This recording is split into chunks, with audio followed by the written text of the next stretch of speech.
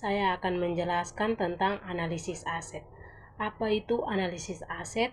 Shalom, perkenalkan nama saya Marice Christine Mauko, biasa dipanggil Marice. Saya dari kelas 3C. Di sini saya akan membuat video untuk memenuhi tugas analisis laporan keuangan pemerintah daerah. Selamat datang pada video pertama kali ini. Saat ini saya akan membahas presentasi tentang Kabupaten Majalengka dari sisi analisis aset periode 2020 sampai 2023. Aset itu adalah segala sesuatu yang dimiliki oleh daerah yang memiliki nilai ekonomi dan bisa menghasilkan manfaat. Yang kedua, jenis aset daerah, aset tetap, jalan, gedung, alat berat, aset tak berwujud, hak paten, merek dagang, aset lancar, uang tunai, surat berharga. Analisis aset bertujuan untuk memastikan aset terkelola dengan baik, tercatat akurat, dan memberikan manfaat maksimal bagi masyarakat. Yang kedua itu presentasi pertumbuhan aset. Data keren total aset daerah tumbuh dari 800 miliar di 2020 jadi 1,2 triliun di 2023, naik sebesar 41,18%. Komponen utama aset tetap 65% dari total aset, jalan, jembatan, gedung publik, alat berat. Yang berikut aset tanah dan bangunan 25% dari total aset. Yang berikut aset lainnya 10%, uang tunai, surat berharga, hak atas tanah. Semua aset dicatat secara dengan detail dengan sistem informasi manajemen aset daerah SIMADA sehingga tidak ada aset yang hilang satu atau tidak tercatat. Yang ketiga, aset yang dimanfaatkan. Aset infrastruktur jalan raya yang direnovasi, meningkat konektif antara wilayah, bantu mobilitas masyarakat dan distribusi barang. Yang berikut aset pendidikan dan kesehatan, gedung sekolah dan rumah sakit yang dipengaruhi meningkat kualitas pelayanan publik. Aset tanah dikelola untuk membangun kawasan industri, pasar modern, dan fasilitas publik. Aset alat berat disediakan untuk pemeliharaan infrastruktur dan membantu masyarakat saat bencana alam. Yang keempat, menjelaskan tentang studi kasus pembangunan aset tanah kawasan. Luas tanah sebesar 500 hektar di Kecamatan Majalengka Timur. Tahun awal banyak tanah yang tidak tercatat atau tidak terpakai. Upaya yang dilakukan investasi ulang dari sertifikasi tanah secara menyeluruh, membuat peta lokasi dan data aset yang jelas di SIMADA, promosi kepada investor untuk memanfaatkan tanah secara produktif. Hasil dari 80% tanah telah terpakai pada akhir 2023, menyerap 5.000 pekerja dan memberikan pendapat daerah sebesar 50 miliar per tahun. Di presentasi pengelolaan dan analisis aset Kabupaten Majalengka, semakin banyak aset yang dimiliki dan dimanfaatkan dengan baik, semakin kuat juga fondasi ekonomi daerah. Selanjutnya tentang bab 8 analisis kewajiban dan ekuitas. Baik teman-teman, kalau tadi kita bahas di bab 7 tentang analisis aset, sekarang kita bahas di bab 8 tentang analisis kewajiban dan ekuitas. Yang pertama, apa itu kewajiban ekuitas? Kewajiban ekuitas atau kewajiban yang harus dibayar oleh daerah atau kepada pihak lain seperti pinjaman, utang kepada pedagang atau pembayaran yang belum lunas. Yang berikut ekuitas. Ekuitas adalah nilai kekayaan sebenarnya yang dimiliki oleh daerah. Diperoleh dari pengurangan total aset dengan total kewajiban. Semakin kecil kewajiban dan semakin besar ekuitas, dan semakin kondisi keuangan daerah. Yang kedua itu kita akan menjelaskan tentang pengelolaan kewajiban. Total kewajiban tetap terkendali hanya sekitar 15% dari total aset daerah selama periode 2020 sampai 2023. Jenis kewajiban sebagian besar adalah pinjaman lunak untuk membangun infrastruktur jangka panjang dengan suku bunga rendah. Tidak ada keterlambatan pembayaran, seluruh kewajiban dibayar tepat waktu sehingga reputasi daerah tetap baik di mata kreditor. Yang berikut, rasio solvabilitas di atas standar nasional lebih dari 85%. Artinya, daerah sangat mampu memenuhi semua kewajiban. Yang ketiga, saya akan menjelaskan tentang pertumbuhan ekuitas. Pertumbuhan ekuitas naik sebesar 42% selama 2020 sampai 2023 dari 7,20 miliar jadi 1,2 triliun. Penyebab pertumbuhan aset daerah yang tidak dibiayai dengan utang, surplus operasional yang dialokasikan untuk menambahkan ekuitas, penurun kewajiban yang dibayar cepat dari jadwal ekuitas yang besar menunjukkan bahwa daerah semakin mandiri dan memiliki ekuitas finansial yang kuat. Yang keempat, saya akan menjelaskan tentang pembangunan jalan raya dengan kewajiban yang terkendali. Proyek jalan raya itu 250 km dengan anggaran 280 miliar, pendapatan 70% dari APBD, 30% dari pinjaman lunak dan pemerintahan pusat. Manajemen kewajiban, jadwal pembayaran pinjaman direncanakan dengan matang sesuai dengan kemampuan daerah. Bunga jadi pinjaman sangat rendah, hanya 1% per tahun. Pembayaran ini dilakukan secara bertahap sesuai dengan kemajuan proyek. Hasil proyek selesai tepat waktu, kewajiban terbayar sesuai jadwal, dan jalan yang dibangun menjadi aset yang meningkat nilai ekuitas daerah. Begitulah cara Majalengka mengelola kewajiban dan meningkatkan ekuitas dengan pengolahan yang baik untuk tidak menjadi beban tapi bisa jadi alat untuk memperkuat ekonomi daerah. Lanjut, saya akan menjelaskan di bab 9 tentang analisis pendapatan. Apa itu analisis pendapatan? Pendapatan adalah semua yang diterima oleh daerah dari berbagai sumber. Jenis pendapatan daerah: PAD, pendapatan asli daerah, pajak daerah, retribusi hasil, pengolahan aset, dan pendapatan lain yang berasal dari daerah.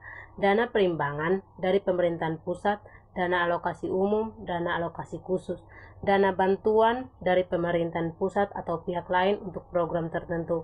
Analisis pendapatan bertujuan untuk meningkatkan kemandirian daerah atau memastikan sumber pendapatan yang stabil.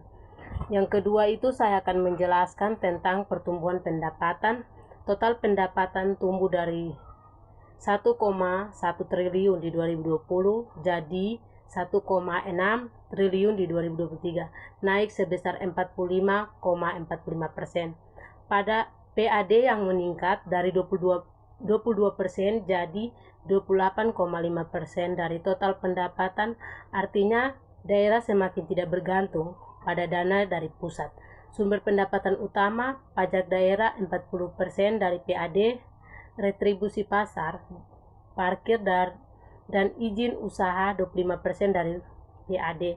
Hasil pengolahan aset 20% dari PAD, pendapatan lain dari sektor pariwisata dan industri 15% dari PAD. Yang ketiga itu saya akan menjelaskan tentang peningkatan pendapatan. Optimalisasi pajak retribusi, sistem pelaporan dan pembayaran dibuat lebih mudah dengan online sehingga kepatuhan pembayaran meningkat. Yang berikut, pengolahan aset yang lebih baik. Aset daerah yang tidak terpakai dimanfaatkan untuk menghasilkan pendapatan seperti menyewakan gedung atau tanah. Pengembangan sektor ekonomi, mendukung UMKM, menarik investor, dan mengembangkan sektor pariwisata. Yang berikut, pemberantasan pajak dan retribusi yang tidak mampu dibayar, memastikan bahwa pembayaran ditujukan kepada mereka yang mampu sehingga tidak ada beban bagi masyarakat miskin. Yang keempat, saya akan menjelaskan tentang studi kasus peningkatan pendapatan sektor pariwisata. Tahun 2021 pendapatan pariwisata hanya 12 miliar, tahun 2023 pendapatan naik menjadi 34 miliar, tumbuh sebesar 180%. Upaya yang dilakukan pengembangan destinasi wisata baru di Curug Cimarinjung, kampung wisata batik, promosi melalui media sosial dan platform digital, kerjasama dengan masyarakat lokal untuk mengelola wisata, pembantuan paket wisata yang menarik dan terjangkau. Hasil kunjungan wisatawan naik dari 250 jiwa jadi 600 orang dan banyak masyarakat lokal yang mendapatkan penghasilan baru. Pengelolaan pendapatan Kabupaten Majalengka semakin besar dan beragam sumber pendapatan, semakin stabil juga keuangan daerah. Saya akan menjelaskan tentang di bab 10 tentang analisis belanja. Apa itu analisis belanja? Yang kita ketahui bahwa belanja adalah semua pengeluaran yang dilakukan oleh daerah untuk menjalankan pemerintah dan pembangunan. Jenis belanja daerah yang pertama, belanja operasional, gaji pegawai, biaya operasional kantor, biaya pemeliharaan, belanja modal, pembelian aset baru, pembangunan infrastruktur, dan perbaikan aset. Analisis belanja yang bertujuan untuk memastikan pengeluaran efektif sesuai dengan kebutuhan masyarakat. Yang kedua, saya akan menjelaskan tentang belanja yang strategis. Total belanja tumbuh sejalan dengan pendapatan dari 980 miliar di 2020 jadi 1,48 triliun di 2023. Alokasi prioritas, pendidikan selalu 20% dari total APBD digunakan untuk renovasi sekolah, pembelian buku, dan beasiswa. Yang berikut tentang kesehatan minimal dari 10% dari total APBD digunakan untuk perawatan pasien, pembelian obat, dan peralatan rumah sakit. Infrastruktur 25% dari total APBD digunakan untuk membangun jalan, jembatan, irigasi, dan air bersih. Ekonomi dan sosial itu 20% dari total APBD digunakan untuk bantuan UMKM, bantuan sosial, dan program kemiskinan. Efisiensi belanja operasional dikendalikan hanya sekitar 35% dari total belanja, sehingga lebih banyak dana bisa dialokasi untuk pembangunan.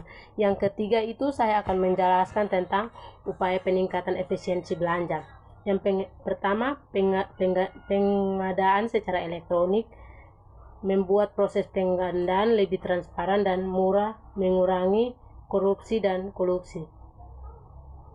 Yang berikut, pemilihan vendor yang tepat, memilih vendor yang berkualitas dan harga yang terjangkau, termaksud UMKM lokal. Yang berikut saya akan menjelaskan pemeliharaan aset yang baik, mengurangi biaya pembelian baru dengan merawat aset yang sudah ada. Yang berikut, evaluasi yang berkala memberikan setiap program untuk memastikan memberikan dan manfaat maksimal. Yang keempat, saya akan menjelaskan tentang studi kasus belanja pembangunan sistem. Anggaran belanja sebesar 150 miliar untuk memperbaiki sistem irigasi di Kecamatan Jatijun dan Sinegasi. Alokasi belanja 60% untuk membahas bangunan peralatan, 30% untuk upah bahan bangunan dan peralatan, yang 30%-nya untuk upaya pekerjaan lokal, yang 10%-nya untuk pengawasan dan evaluasi. Hasil proyeknya selesai tepat waktu dan dalam anggaran. Luas areal pertanian yang terjangkau air naik dari 2,500 hektar jadi 3,125 hektar. Produktivitas pertanian naik 25%, sehingga pendapatan petani meningkat. Banyak pekerjaan lokal yang mendapatkan penghasilan dari proyek ini. Dari presentasi pengelolaan belanja Kabupaten Majalengka, belanja efisiensi dan tepat sasaran biasanya memberikan manfaat besar bagi masyarakat dan kemajuan daerah. Baik teman-teman semua, kita akan lanjut di bab 11 tentang analisis pembiayaan. Kabupaten Majalengka periode 2020 sampai 2023. Kita lihat bagaimana daerah mendapatkan dana untuk semua program pembangunan dan mengelola dengan baik. Ya, baik.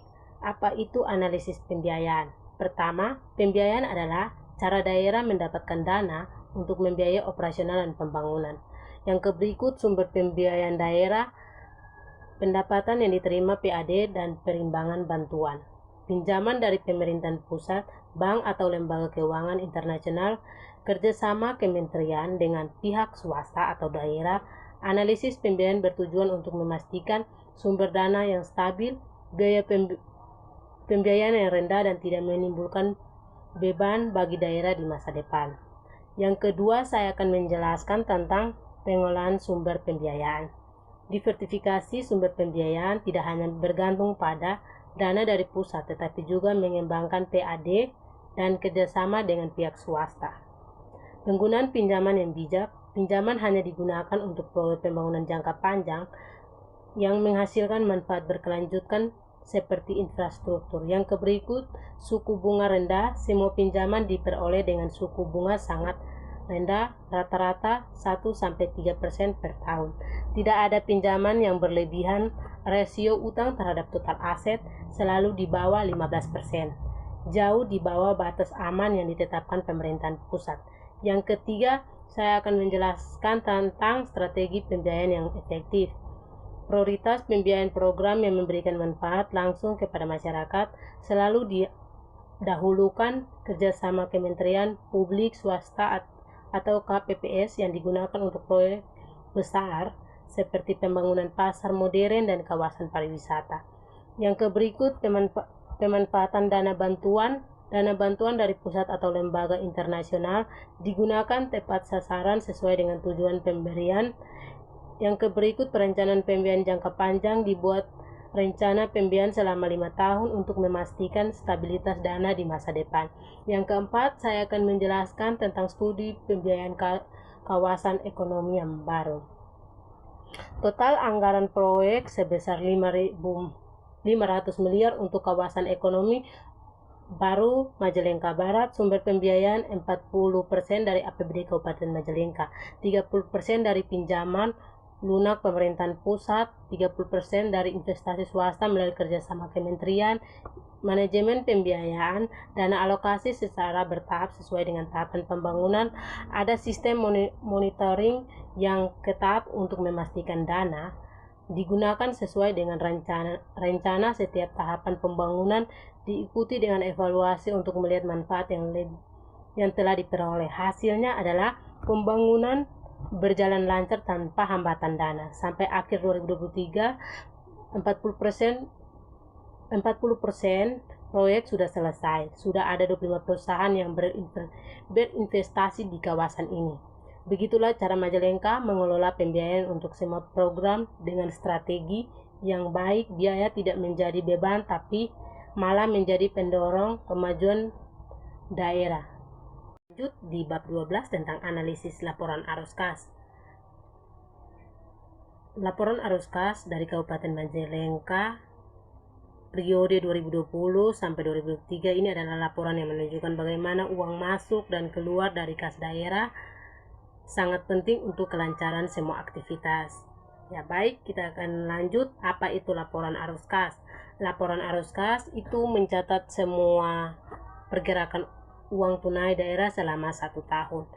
Dibagi menjadi 3 bagian. Yang pertama, arus kas aktivitas operasi, masuk dan keluarnya uang dari kegiatan utama daerah, pendapatan belanja operasional. Arus kas aktivitas investasi, masuk dan keluarnya uang dari pembelian atau penjualan aset. Arus kas aktivitas pembiayaan, masuk dan keluarnya uang dari pinjaman untuk pembiayaan utang. Analisis ini bertujuan untuk memastikan daerah memiliki cukup uang tunai untuk menjalankan operasional dan membayar kewajiban. Yang kedua itu, saya akan menjelaskan apa arus kas yang sehat. Total arus kas yang masuk tumbuh sebesar 35% selama periode 2020 sampai 2023 dari 980 miliar jadi 1,32 triliun. Arus kas operasional positif setiap tahun selalu memiliki surplus dari aktivitas operasi yang menunjukkan bahwa kegiatan utama daerah menghasilkan uang. Arus kas bebas yang cukup ada cukup uang tunai untuk membiayai proyek investasi tanpa harus pengambilan pinjaman yang berlebihan. Yang berikut, tidak pernah ada masalah kas selalu ada cukup uang tunai untuk membayar gaji pegawai, belanja operasional, dan pembayaran utang tepat waktu. Yang ketiga itu saya akan menjelaskan pengelolaan arus kas yang jitu.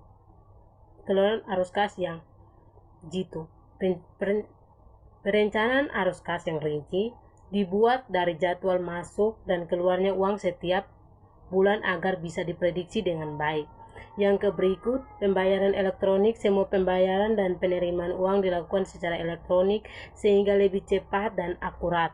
Pengelolaan piutang yang baik memastikan semua uang yang harus diterima oleh daerah masuk tepat waktu. Pengisian dana darurat. Ada alokasi khusus untuk menghadapi kondisi tak terduga seperti bencana alam atau pandemi. Yang keempat itu, saya akan menjelaskan tentang studi kasus pengelolaan arus kas pada masa pandemi. Tahun 2020, banyak pendapatan yang terhambat karena pandemi, tapi belanja untuk penanganan COVID-19 yang meningkat strategis di Kabupaten Majalengka. Upaya yang dilakukan untuk menyesuaikan jadwal pembayaran agar sesuai dengan masuknya dana, menggunakan dana cadangan yang telah disiapkan, berkoordinasi dengan pemerintah pusat untuk mendapatkan bantuan dana yang tepat, mengoptimalkan pembiayaan elektronik agar tidak hambatan dalam transaksi. Hasilnya adalah semua bantuan sosial dan biaya kesehatan bisa dibayarkan tepat waktu, tidak ada kekurangan uang tunai meskipun kondisi sulit. Itu dari pengelolaan arus kas, Kabupaten Majalengka bisa menghadapi segala tantangan dan Majalengka semua program dengan lancar. Teman-teman, di akhir dari video ini saya akan menjelaskan di bab 13 tentang analisis kasus dan pembahasan. Dari seri ini kita akan membahas keseluruhan presentasi Kabupaten Majalengka periode 2020 sampai 2003. Memberikan rekomendasi untuk masa depan. Ya, baik, analisis keseluruhan dari bab 7 itu aset tumbuh sebesar 41,18% jadi 1,2 triliun. Semua terkelola dengan baik dan dimanfaatkan optimal. Yang berikut bab 8 itu menjelaskan kewajiban dan ekuitas. Kewajiban terkendali ekuitas tumbuh 42%. Kondisi keuangan sangat sehat. Di bab 9 itu menjelaskan tentang pendapatan total. Pendapatan total itu naik dari 45,45%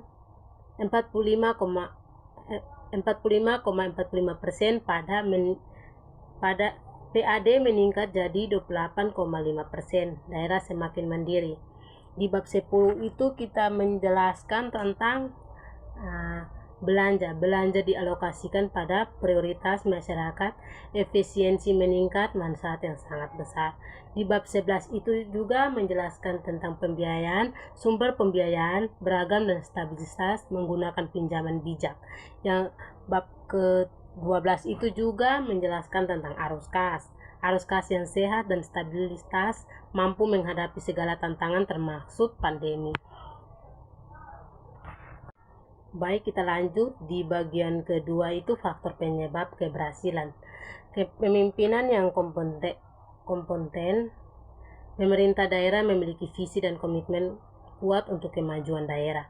Sistem yang baik, pengelolaan keuangan yang sesuai dengan standar dan menggunakan teknologi modern. Kerjasama yang sempurna dengan DPRD, masyarakat, pihak swasta, dan pemerintahan pusat.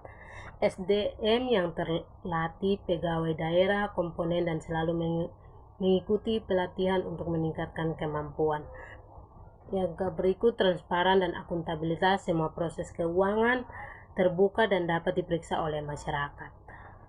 Yang ketiga itu saya akan menjelaskan tentang rekomendasi untuk masa depan. Untuk pengelolaan aset, perluas penggunaan SIMADA untuk semua jenis aset. Manfaatnya teknologi untuk memantau kondisi aset secara real time. Jual atau sewakan aset yang tidak terpakai untuk meningkatkan pendapatan. Untuk meningkatkan pendapatan, garap sektor baru seperti industri kreatif dan teknologi informasi. Tingkatan kontribusi sektor pariwisata menjadi 15% dari PAD pada tahun 2025. Optimalisasi pengelolaan aset daerah untuk menghasilkan lebih banyak pendapat. Untuk pengelolaan belanja itu, kurangi belanja operasional yang tidak esensial menjadi kurang dari 30%.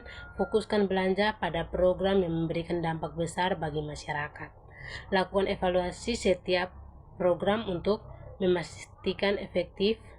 Untuk pembiayaan dan arus kas, lanjutan dari vertifikasi sumber pembiayaan, gunakan dana cadangan untuk investasi jangka panjang, menguntungkan perluasan penggunaan sistem pembayaran elektronik ke seluruh wilayah. Yang keempat, harapan dan prospek masa depan. Target tahun 2025 pada mencapai 35% dari total pendapatan total aset daerah mencapai 1,5 triliun. Semua desa memiliki akses infrastruktur yang baik. Serap tenaga kerja baru sebanyak 15 orang. Proyek besar yang akan dilaksanakan: pembangunan kawasan ekonomi baru Majalengka, perluas kawasan industri dan pariwisata, membangun sistem transportasi modern, pembangunan sektor pertanian berbasis teknologi. Jadi itu dari keseluruhan presentasi harapan dan masa depan Kabupaten Majalengka. Semua ini tidak mungkin tercapai tanpa kerjasama semua pihak, pemerintah, masyarakat, dan semua yang terlibat